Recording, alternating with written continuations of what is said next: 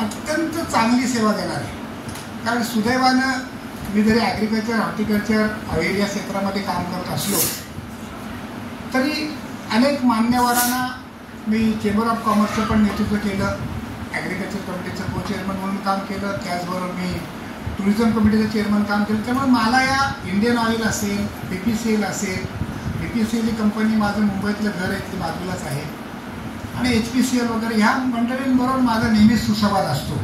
परंतु पालघर जिल्ह्यामध्ये मी पाहिलं, कारण मी पालघर जिल्ह्यामध्ये काम करत असताना आपले रामभाऊ पाटील, नरेंद्र पाटील आणि सगळे मान्यवर जो ONGC विरुद्धचा ज्यावेळेचा लढा होता त्या लढ्यामध्ये सुद्धा मला संधी मिळाली काम करायची.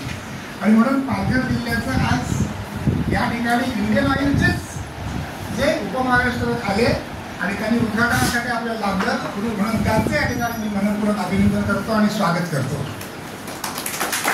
त्याचबरोबर या कार्यक्रमाला आपल्याला